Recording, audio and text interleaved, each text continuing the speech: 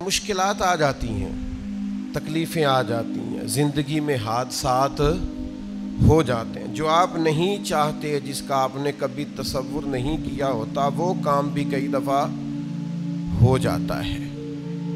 اب اس میں کرنا کیا ہے؟ اس کو کس اینگل سے دیکھنا ہے؟ مصیبت، پریشانی، دکھ، حادثہ، واقعہ، غیر متوقع چیز آپ کی زندگی میں آ گئی، آپ توقع نہیں کر رہے تھے، آپ تو کسی اور چیز کے لیے تیار تھے، آپ کے تو ارادے کچھ اور تھے، لیکن کچھ حالات اور ہو گئے، آزمائش اور طرح کی ہو گئی، اور ایسی آزمائش ہو گئی جس کا آپ کا ذہن نہیں تھا کہ یہ بھی میرے لیے ہو سکتی ہے، یا آپ نے سوچا ضرور ہوا تھا کہ آزمائش آئے گی، لیکن اور چیزوں کو آپ سوچ رہے تھے، میں نے یہ ٹھیک کرنا ہے، میں نے یہ ٹھیک کرنا ہے، میں نے اس پر خیال رکھنا ہے، لیکن تکلیف نے، دکھ نے، آزمائش نے رستہ کوئی اور بنا لیا۔ تو اب یہ کیا ہے؟ ہم چونکہ متلاشی ہوتے ہیں سکون کے، راحت کے، کہ اب میں نے یہ ٹھیک کر لیا ہے، اب میں نے گھر بنا لیا، میرے بچے تھوڑے سیانے ہو گئے، فلاں کام میں نے آپ اپنے حساب سے اب درست سمت کرتے ہیں، لیکن یہ بیچ میں سے ایک مصیبت اور آ گئی، تو کس اینگل سے دیکھنا ہے؟ ترمذی شریف کی حدیث سنیے، نبی پاک علیہ السلام نے فرمایا، رب جسے بڑا ثواب دینا چاہتا ہے نا، اسے بڑی آزمائش میں مبتلا کرتا ہے۔ اور اگلے لفظ سنیں گے تو آپ اور خوش ہو جائیں گے۔ حضور فرماتے ہیں جب اللہ تعالیٰ کسی قوم سے محبت کرتا ہے نا، تو پھر انہیں آزمائش میں ڈال دیتا ہے، جو اس آزمائش میں رب سے راضی رہے نا، رب بھی اس سے راضی رہتا ہے،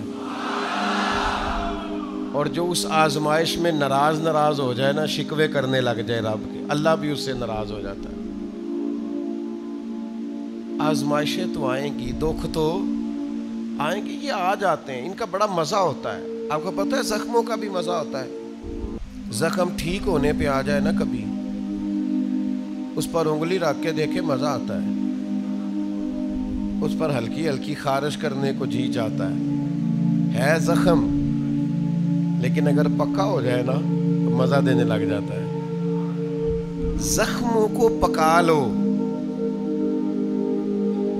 زخموں کو پختہ کر لو، یہ مزہ دینے لگ جائیں گے۔ اگر آپ زخموں کو پکائیں گے نہیں، کچا زخم رشتہ ہے، لیکن پکا ہو جائے پھر مزہ دیتا ہے۔ تکلیف اگر آپ سمجھیں کہ میرے محبوب کی طرف سے آئی، ویسے محبوب پہ غصہ نہیں آتا، پتہ آپ کو، جس سے پیار ہو جائے اس کی بری باتیں بھی انسان کو اچھی لگتی ہیں، اس کا عیب نظر نہیں آتا۔ آپ کو کبھی یہ اندازہ ہو جائے نا کہ دکھ جو آیا ہے، تکلیف جو آئی ہے، راحت جو آئی ہے، کرم جو آیا ہے، عطا جو آئی، تو یہ آئی ہے محبوب کی طرف سے، یعنی دکھ آیا ہے، آیا کدھر سے ہے؟ اچھا چلیں ٹھہرے، آپ رکیں، میں بتاتا ہوں آپ کو۔ میں ایک دفعہ نا کچھ بیمار تھا زیادہ، اور منفرد بات یہ، انوکھی بات یہ کہ میرا ایک بچہ بھی بیمار تھا، اور اس پر تھوڑی سی مشکل یہ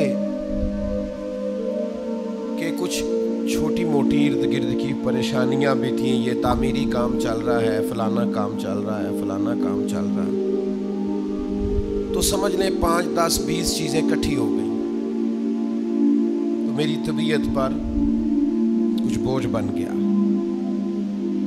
دل تھوڑا سا وزن محسوس کرنے لگا، اور ذرا تھوڑی سی بے چینی اور اضطراب طبیعت میں پیدا ہونے لگا، یہ ان کے بعد آ جاتا ہے کبھی کبھی،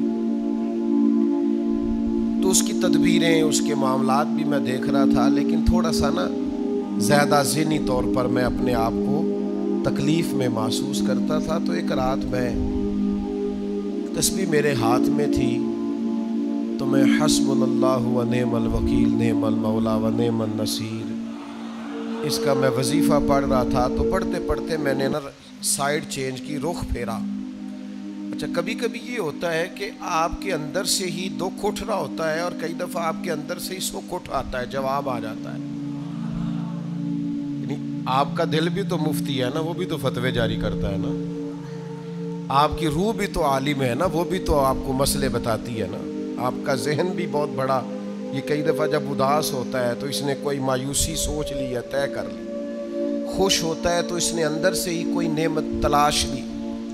میں نے رخ چینج کیا تو میرے اندر سے آواز آئی، یار تو بڑے بیوقوف ہے. تیرا کسی جگہ نام لکھ دیتے ہیں لوگ، وہاں ہزاروں لوگ جمع ہو جاتے ہیں. مسجد میں پنکھے پورے نہیں چلتے، لوگوں کو کوئی خاص پروٹوکول نہیں ملتا. سینکڑوں مساجد ہیں، ایئر کنڈیشن اور بڑی بڑی سہولیات چھوڑ کے لوگ تیرے پاس آتے ہیں. کبھی مسکرا پڑیں تو بہت سارے مسکرا پڑتے ہیں. کبھی طبیعت میں کوئی تھوڑی خرابی آ جائے تو بہت سارے لوگ آنسوؤں میں بھیگ بھیگ کر دعائیں کرتے ہیں. یہ سارے دکھ تیرے لیے برداشت کیے. اور تیرے اوپر تھوڑی سی کبھی تکلیف آتی ہے تو طبیعت پہ بوجھ بنتا ہے، اچھا تو بڑا ریس ہے، سکھ سارے قبول خوشی خوشی، اور ذرا 2 4 5 چیزیں کٹھی ہوئی نہیں اور دل تیرا بے چین ہوا نہیں، تو سیاںا نہیں. اچھا خود ہی ٹینشن تھی، بس رخ میں نے دوسری طرف کیا تو آوازیں دوسری آنی شروع ہو گئیں. شام کو میں اٹھ کے بیٹھ گیا. یہ آپ نے نا اپنے اندر سے آپ نے طاقت لینی ہے. آپ کے اندر ایک روح ہے، آپ کے اندر ایک باطن ہے، آپ کے اندر ایک خیر کی قوت ہے.